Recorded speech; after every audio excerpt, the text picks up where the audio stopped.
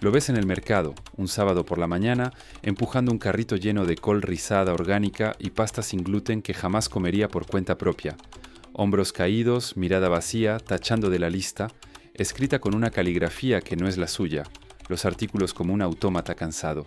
Ese es el mismo hombre que alguna vez se quedó hasta las 3 de la mañana debatiendo filosofía con desconocidos que dejaron sus trabajos por principios.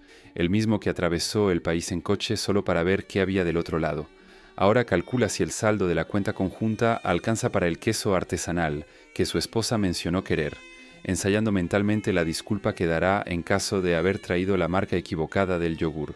Lo observas y te preguntas, ¿en qué momento exacto ocurrió la mutación? Cuando el león se convirtió en animal de rebaño. Camina por cualquier barrio suburbano un fin de semana y presencia la gran domesticación en tiempo real.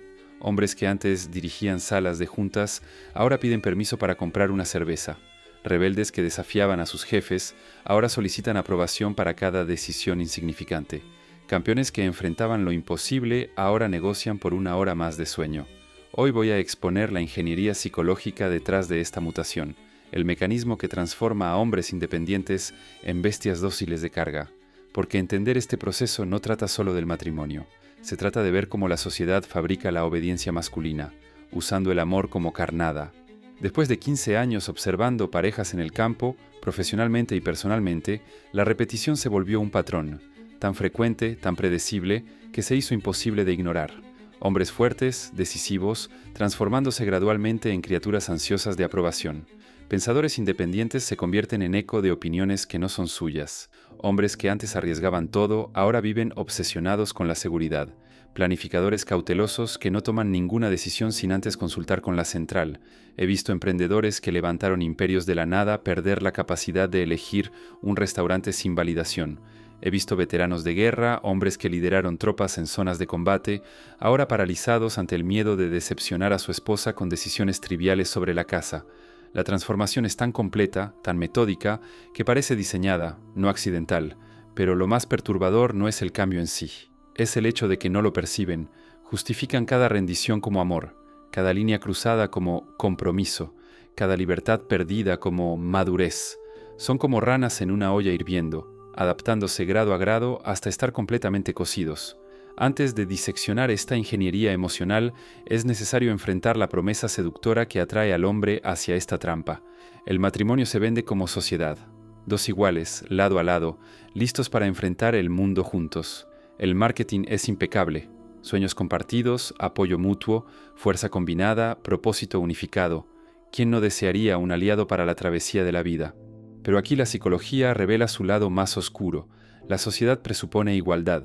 Solo que el contrato moderno del matrimonio se comporta más como una adquisición hostil, disfrazada de fusión. Un lado va asumiendo el control, poco a poco. Decisiones, recursos, rutina social, dirección de vida. Mientras tanto, el otro lado paga, con trabajo, con tiempo, con silencio, el funcionamiento de la máquina. La transición es tan sutil que él ni siquiera percibe que dejó de ser socio y se convirtió en subordinado. Comienza con nuestro dinero, pero ella administra el presupuesto. Después es nuestra agenda, pero ella marca todos los compromisos, hasta que un día se vuelve nuestra vida, pero ella es la CEO y él el empleado. Ahora vamos a abrir la estructura que hace todo esto posible, la arquitectura financiera del borramiento masculino. El matrimonio moderno construye un sistema de dependencia económica que haría a los señores feudales retorcerse de envidia. A través de cuentas conjuntas, hipotecas compartidas, crédito combinado y bienes unificados, el hombre se ve encadenado financieramente a decisiones que nunca tomó. La genialidad está en cómo esa dependencia se envuelve como responsabilidad. Necesitamos ahorrar para la casa. Tenemos que pensar en el futuro de los niños. No podemos ser egoístas con el dinero. Cada frase por separado suena sensata, pero juntas construyen una prisión financiera donde el poder de ganar del hombre se desconecta de su autoridad de gastar. Él trabaja más, hace horas extras, se agota para sostener un estilo de vida que no eligió, en una propiedad que no quiso, decorada con muebles que no le gustan, para mantener estándares que jamás definió. Su sudor se convierte en el motor de una visión de vida que no es la suya. Él no está construyendo su propio sueño, está financiando el de ella. El impacto psicológico de esto es brutal. Cuando el esfuerzo del hombre se separa de su autonomía, cuando su trabajo alimenta metas que no son suyas, experimenta algo que los psicólogos llaman indefensión aprendida. Deja de luchar, porque resistir parece inútil. Asume su papel como motor económico e intenta encontrar algún sentido en ser útil, ya que ser el mismo ya no encaja. Pero quizá el mecanismo de control más eficiente sea el desmantelamiento sistemático de la red social masculina, y eso no comienza con prohibiciones. Comienza con sugerencias suaves, consejos disfrazados de cariño. ¿No crees que has pasado demasiado tiempo con tus amigos? ¿No sería mejor pasar el viernes en la noche conmigo? Tus amigos todavía se comportan como si estuvieran en la universidad. El discurso parece amoroso, casi lógico. ¿Por qué un hombre casado priorizaría las amistades en lugar de la esposa? Pero ese marco crea una elección falsa. Coloca a los amigos como rivales, no como complemento. Redefine la lealtad como escasez, como si amar a los amigos disminuyera el amor por ella. El mundo de él se va encogiendo. El póker semanal se vuelve mensual. Después, rara vez, hasta desaparecer. Las caminatas de fin de semana se transforman en proyectos domésticos. Los encuentros espontáneos se hunden bajo el peso de horarios cronometrados a dos. Y cuando más necesita de su red de apoyo, ésta ya se ha evaporado. El aislamiento cumple múltiples funciones de control. Sin perspectivas externas, pierde el sentido de normalidad. Sin amigos que lo conocieron antes del matrimonio, se desconecta de su propia identidad. Sin vínculos independientes, se vuelve emocionalmente dependiente de la pareja para cualquier respiro humano. Ella se convierte en carcelera y compañía al mismo tiempo. Cuando el aislamiento se completa, el proceso de moldeado se acelera con críticas leves disfrazadas de cuidado. No es un grito, es un susurro corrosivo. No es abuso, es una talla constante que desgasta la autoestima como agua sobre mármol. Deberías vestirte mejor. Necesitas comer más sano, ves demasiado deporte, deberías ser más ambicioso, llamas poco a tu madre, gastas demasiado en tonterías. Una a una, esas frases parecen consejo. Juntas dicen, no eres suficiente. El truco es la negación. Cuando se le cuestiona, la crítica se convierte en celo. Solo quiero lo mejor para ti. Es para ayudarte a evolucionar. ¿No es eso lo que hace el amor? Él empieza a defenderse por ser él mismo, y se siente culpable por resistir. El bombardeo de correcciones instala una adicción psíquica, la dependencia de la aprobación. Deja de confiar en sí mismo, comienza a pedir permiso para existir. ¿Puedo comprar esta camisa? ¿Será que le molestará si salgo con los colegas? ¿Puedo dormir un poco más? El juicio interno es sustituido por un sistema externo que nunca autoriza descanso. Observa ahora cómo el matrimonio borra, una por una, las actividades que un día dieron alegría, propósito e identidad a los hombres. Todo comienza con la lógica de la utilidad aplicándose a todo lo que él ama. Esa actividad genera dinero, mejora la casa, aumenta nuestro estatus social. Si la respuesta es no, es pérdida de tiempo. El videojuego se vuelve cosa de niños. El deporte, futilidad, la música, ruido, leer, aislamiento, arreglar el coche, suciedad, todo lo que no contribuye directamente al hogar es eliminado. Por conflicto de agenda, por recorte de presupuesto, por presión disfrazada de prioridades, pero el impacto va más allá del entretenimiento perdido. Aquello que era ocio era, en realidad, el último puente con la identidad de antes del matrimonio. Era donde él se sentía vivo, capaz, apasionado, dueño de sí. Cuando eso desaparece, su mundo interior se seca. Las actividades que quedan, jardinería, reparaciones, obligaciones familiares, alimentan la casa, pero no alimentan el alma. Está siempre ocupado pero nunca presente, siempre produciendo pero sin brillo. Se convierte en una máquina productiva al servicio del otro, mientras su propio espíritu se marchita. Y quizá el golpe más cruel del matrimonio moderno sea transformar la autonomía adulta en un lujo negociable. Hombres hechos piden permiso para vivir. ¿Puedo salir hoy? ¿Puedo comprar esto? ¿Puedo visitar a mis padres? ¿Puedo aceptar ese trabajo? Comienza con cuidado. ¿Qué opinas de que yo haga X? Se convierte en consulta. ¿Está bien si hago X? Termina en súplica. ¿Me dejas? Cada etapa parece normal, pero el destino siempre es el mismo, la renuncia total de la propia autoridad. El pedir permiso no es solo sobre salir de casa, es sobre quién tiene el poder de autorizar la existencia. Cuando un hombre necesita aval para ejercer decisiones básicas, no es pareja, es subordinado. Psicológicamente a esto se le llama impotencia aprendida. Cuando la libertad depende de la aprobación del otro, el impulso de decidir muere. Empieza a creer que sus deseos no tienen peso, que su voluntad no vale, que su voz no importa. Se convierten en niños emocionales en cuerpos de adultos. El matrimonio, como sistema, perfeccionó el arte de la motivación por culpa. Todo deseo masculino que no sirve directamente a la utilidad doméstica es reclasificado como egoísmo. ¿Quieres tiempo a solas? Estás descuidando a la familia. ¿Quieres un pasatiempo? Estás desperdiciando recursos. ¿Quieres mantener amistades? Estás poniendo a los demás por encima de tu esposa. La culpa opera en capas simultáneas. Culpa práctica. No podemos gastar en eso. Culpa moral. Un buen esposo no hace eso. Culpa social. ¿Qué van a pensar los demás? Culpa emocional. Me duele cuando eliges eso en lugar de nosotros. A donde sea que él voltee, hay un recordatorio de que su deseo está mal. ¿Y el golpe maestro de este sistema?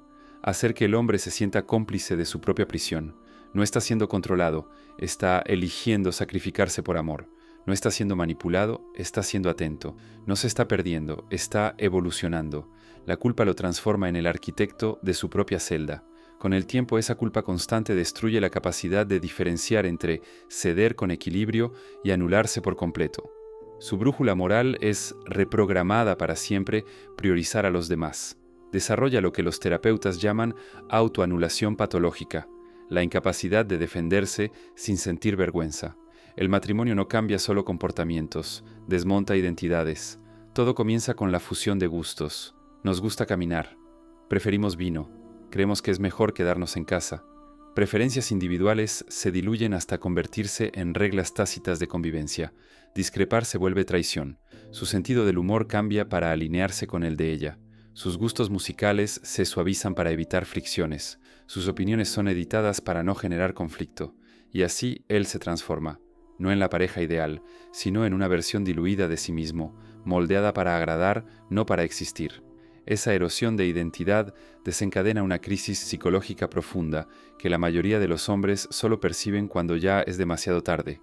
Un día despiertan y ya no pueden recordar lo que les gustaba, en lo que creían o quienes fueron alguna vez. Se han convertido en actores secundarios de la narrativa de otra persona. La tragedia no es solo personal, es relacional.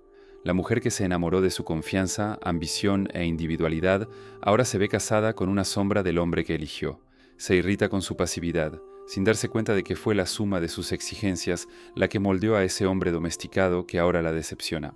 El matrimonio moderno funciona como un sistema de cosecha de energía, transforma la vitalidad masculina en utilidad doméstica. El impulso natural de los hombres por conquista, descubrimiento y creación es redirigido para mantener la estabilidad del hogar. La competitividad se convierte en búsqueda de más dinero. La creatividad es canalizada hacia reformas y organización doméstica. Y todo esto no sucede por maldad, sucede porque el sistema fue diseñado para eso, para absorber y redistribuir toda forma de energía masculina en favor de la supervivencia de la unidad familiar.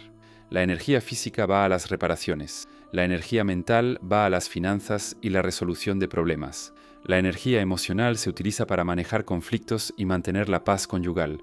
El hombre se convierte en una central de fuerza que alimenta los sueños de otra persona. Su fuerza, inteligencia y pasión se vuelven combustible para proyectos ajenos, y su medida de éxito deja de ser la satisfacción personal, pasa a ser la eficiencia en atender las necesidades de los demás. El impacto psicológico a largo plazo es brutal. Cuando la energía de un hombre sirve únicamente a propósitos externos, pierde el contacto con su centro, deja de preguntarse ¿qué quiero yo? Y empieza a vivir en función de ¿qué esperan de mí? Quizás el mecanismo de control más cruel en el matrimonio moderno sea la erotización del mérito, la transformación de la intimidad en moneda de cambio. El sexo deja de ser una expresión de amor y se convierte en premio por buen comportamiento. El contacto se vuelve herramienta de regulación emocional, y la necesidad más profunda del hombre, la de conexión real, se convierte en dependiente de su desempeño como proveedor. Él aprende que su valor como ser humano está ligado a su utilidad conyugal. La intimidad ya no es compartir, es conquista. No hay espacio para la vulnerabilidad, solo para la actuación. Y entonces vive en función de la expectativa, monitorea el humor de su pareja, regula su propio lenguaje corporal, edita deseos, se convierte en un personaje de sí mismo. Y en ese teatro conyugal el amor se vuelve contrato, la espontaneidad muere, la verdad se esconde, y el deseo desaparece bajo el peso de un guión que nunca fue escrito por él. A eso se le llama amor condicional. La experiencia de que el amor depende del desempeño y no de la existencia destruye lentamente el alma masculina. El hombre empieza a creer que necesita conquistar afecto por mérito y no recibirlo por ser. Deja de ser un ser humano, se convierte en un hacer humano. El matrimonio moderno redefine lo que significa conquistar para el hombre. Ya no es realizar algo por sí mismo, sino producir valor para el núcleo doméstico. Su promoción importa menos que la remodelación del baño. Su arte pierde espacio frente al próximo viaje en familia. El éxito personal es considerado egoísmo, a menos que sirva al colectivo. Todo esto sucede bajo el velo de la razón. El discurso es perfecto. La familia es lo que importa. El verdadero hombre provee seguridad. El mayor logro es hacer feliz a tu esposa. Ninguna de estas frases suena equivocada, pero juntas secuestran el derecho del hombre de buscar plenitud individual. La ambición se convierte en amenaza, el deseo propio en desvío moral. El impacto psicológico es profundo. No se trata solo de frustración, se trata de la pérdida del eje interno de sentido. El hombre aprende a recalibrar su brújula, y el norte ahora es el aplauso externo. Y entonces nace el colapso silencioso, la anedonia de conquista, un estado en el que el éxito personal ya no genera placer, trabaja, conquista, produce y no siente, porque el resultado no es suyo, porque nada que no sea compartido con el nosotros tiene valor. El premio no es celebración, es culpa. La medalla se convierte en peso, la meta se vuelve deuda moral, y así el hombre se adapta. Deja de apuntar alto, sustituye grandeza por estabilidad, cambia aventura por previsibilidad, solo quiere mantener lo que ya tiene, sin saber quién es dentro de eso, y si reconoces estos patrones en tu propia vida, pon atención. El primer paso para recuperar tu eje es comprender el sistema, porque nadie gana un juego cuyas reglas desconoce, y tal vez el golpe más cruel de este sistema sea la sustitución de la autoconfianza masculina por ansiedad crónica. El mismo hombre que tomaba decisiones firmes ahora duda frente al menú. El líder se convierte en espectador, el creador en editor de sí mismo. Es el nacimiento de la hipervigilancia emocional. El hombre comienza a mapear cada expresión de su pareja, cada emoji, cada pausa en una frase, cada todo bien que suena extraño. Ensaya conversaciones mentalmente, evita temas, calcula gestos, segundo tras segundo, vive en una eterna administración de riesgo emocional. Deja de vivir, comienza a monitorear, y el cuerpo cobra insomnio, falta de apetito, digestión bloqueada, tristeza difusa que no tiene nombre, porque donde antes existía dirección, ahora solo hay cautela. Donde había deseo, queda vigilancia. Donde habitaba el hombre, quedó solo el empleado del amor. Pierden la resiliencia natural. Se vuelven frágiles, reactivos, criaturas que saltan ante la menor sombra. El líder confiado se transforma en un seguidor ansioso, implorando validación, pidiendo disculpas incluso antes de ser acusado. Esa ansiedad sirve perfectamente al sistema, porque los hombres ansiosos son fáciles de controlar, no resisten exigencias absurdas, no defienden sus necesidades, cambian justicia por paz. El miedo al conflicto se convierte en el cemento de la sumisión, y lo que vuelve todo más perverso. El sistema no solo cambia el comportamiento presente, reescribe la memoria. El pasado del hombre es reinterpretado como un error juvenil. Los años de independencia se vuelven inmadurez, las amistades se convierten en vacías, la libertad es pintada como egoísmo. El hombre empieza a creer que ser libre era ser irresponsable, que la fuerza que lo definió era en realidad arrogancia. Acepta la nueva narrativa porque suaviza el dolor de la pérdida. Es más fácil decir que evolucionó que admitir que fue borrado. Esa reprogramación emocional reduce el conflicto interno. Hace parecer que todo fue elección, no imposición, que lo que perdió no valía tanto, que lo que es ahora es mejor. El hombre se convierte en cómplice de su propia desaparición, justifica las rejas, sostiene la prisión, se pone el uniforme y sonríe en el espejo, y cuando el yo auténtico ya fue desmantelado, lo que queda es un avatar de utilidad doméstica. El nuevo hombre mide su valor por la capacidad de servir. No existe para sí mismo, existe para la casa, para la armonía, para los demás. Ser útil se vuelve más importante que ser completo, y quizá lo más cruel de todo es que cree que eso es amor. Esa nueva identidad viene con un sistema de valores completo, un código silencioso que prioriza la estabilidad en vez del crecimiento, la seguridad en vez de la aventura, la conformidad en vez de la autenticidad. Y lo más brillante, o lo más cruel, es que cree que eso es evolución. Llama madurez a lo que fue en realidad rendición. Llama sabiduría a lo que nació del miedo. Adopta el lenguaje de su propia prisión como si fuera filosofía personal. esposa feliz, vida feliz. El matrimonio es compromiso. Un hombre de verdad pone a la familia en primer lugar. Cada frase es un sello en el contrato de la autoabnegación y lo repite con convicción, porque cree, porque lo internalizó, porque el sistema es eficiente, no basta con domar, es necesario hacer que el domado crea que es libre. Se convierte en el defensor entusiasta de su propia domesticación y cuando mira a su alrededor ve lo mismo.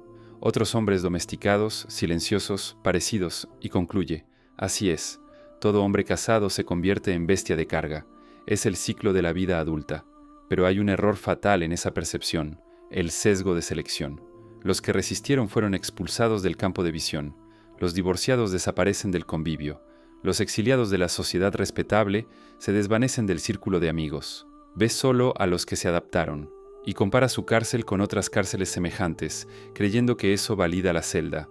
Cree que todo hombre sufre lo mismo y por eso sufre en silencio. La normalización de lo anormal es lo que sostiene el ciclo. Nadie dice, esto está mal. Todos dicen, esto es la vida. Y así la bestia deja de luchar, porque piensa que luchar es inútil. Pero hay algo peor que la celda, el miedo a la salida. Cuando el hombre intenta escapar, descubre que el precio de la libertad aumentó. Las finanzas están fundidas, la vida social depende de la estructura conyugal, la identidad emocional está atada a la aprobación. Años sin tomar decisiones atrofiaron los músculos de la elección. Años buscando permiso mataron el sentido de dirección. Años sirviendo como identidad lo dejaron sin idea de quién sería si no fuera siervo. No está solo preso por fuera, está preso por dentro. Aunque él reconozca que está preso, el camino de regreso parece imposible. ¿Cómo reconstruir una red social después de años de aislamiento? ¿Cómo redescubrir los propios placeres después de años de supresión? ¿Cómo confiar en sus propias decisiones después de años pidiendo permiso? El sistema es ingenioso. Aplica el concepto de costo de cambio, aquello que hace más caro salir que permanecer, y cuanto más tiempo dentro, más alta la factura de la fuga. La libertad se vuelve un lujo. El conformismo, una necesidad. Y así se queda, porque salir exige más que valentía. Exige una reconstrucción total, pero quizá lo que más desgarra no sea el destino del hombre preso, es el legado que deja al hijo. El niño crece viendo a su padre vivir como un sirviente doméstico. Aprende sin palabras que amar es someterse, que madurar es abandonarse a sí mismo, que ser hombre es ser útil, nunca pleno. Observa al padre pedir autorización, disculparse por existir, reprimir deseos. Y entiende, eso es lo que se espera de mí. El ciclo no se perpetúa por doctrina, se perpetúa por ejemplo.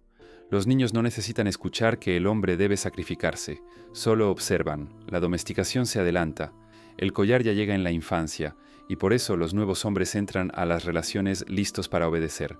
Son más fáciles de moldear, más rápidos de doblar. Ya llegan con la cabeza baja y el alma entrenada. El sistema no solo se mantiene, se perfecciona, y cuando el peso de la falsedad se acumula, a veces el alma grita, despierta, un susto de salud, una quiebra, una pérdida, un silencio que se vuelve abismo. Y entonces el hombre se mira en el espejo y no se reconoce. Ahí comienza el ritual del retorno, pero solo si hay valentía para encarar al monstruo, sin excusas, sin adornos, sin las justificaciones bonitas que hicieron soportable el cautiverio, solo con la verdad cruda. Dejó de ser quien era, y solo él puede rescatarse. Eso exige una honestidad brutal, un inventario emocional sin filtros sobre todo lo que se perdió, todo lo que se entregó, todo lo que fue moldeado no por deseo, sino por expectativa ajena. El hombre necesita separar identidad de función. ¿Quién es? No lo que hace. ¿Quién era antes de volverse útil? ¿Qué desea, lejos de lo que los demás necesitan? Escapar del condicionamiento bestial exige más que esfuerzo personal, exige lucidez sistémica. Entender cómo fue diseñada esa transformación y por qué parece irreversible. El hombre necesita ver que no fracasó individualmente, fue insertado en un guión, y la salida no es una revolución impulsiva, sino un rescate progresivo, un no aquí, un reencuentro allá, una amistad retomada, un pasatiempo resucitado, pequeños actos de agencia que reavivan la chispa de la existencia auténtica. Más que nada, necesita entender que tiene derecho a existir por sí mismo, no solo como herramienta para los sueños de otro. No se trata de volverse egoísta, se trata de restaurar la reciprocidad. Las relaciones verdaderas se forman entre dos enteros, no en una fusión donde uno desaparece. La transformación bestial no es destino, es proyecto, y todo lo que fue programado puede ser reprogramado. El hombre que comprende el código puede, sí, salir del sistema. No necesita seguir siendo recurso, puede volver a ser presencia, pero debe pagar el precio. Valentía, confrontación, reconstrucción. Es posible, pero no será cómodo. El retorno a la humanidad exige atravesar el propio dolor, sin pedir permiso. Y si este corte abrió tus ojos a la domesticación silenciosa que acecha a las relaciones modernas, comparte este video con un hombre que necesita despertar. Suscríbete, activa la campana y recuerda, reconocer la celda es el primer paso para romper la cerradura. Comenta, yo mando sin decir nada. Ese grito silencioso que resuena desde el título, ¿por qué el matrimonio transforma a los hombres en bestias de carga? Late más fuerte ahora, dentro de ti. Es un corte que marca una invitación irrevocable. O reaccionas o te disuelves. Sientes el peso del bisturí que corta la piel de la rutina, el hilo que descarrila el tren de la comodidad. Estás viendo el espejo hecho añicos, el rostro que perdió la fuerza, y se convenció de que era crecimiento. Pero esa herida solo volverá a sangrar si ignoras el corte ahora. O actúas o serás devorado. No necesitas escucharme. Necesitas escuchar lo que susurra dentro de ti, la voz que aún recuerda quién eras antes de aceptar ser un secundario en la trama de otro. Quien no se mueve, paga. Paga con los huesos, con el alma, con otra generación aprendiendo a obedecer sin comprender. Comenta, yo mando sin decir nada. Si llegaste hasta aquí, soportar lo que viene después es cuestión de honor. Nos vemos en el próximo laberinto, en silencio.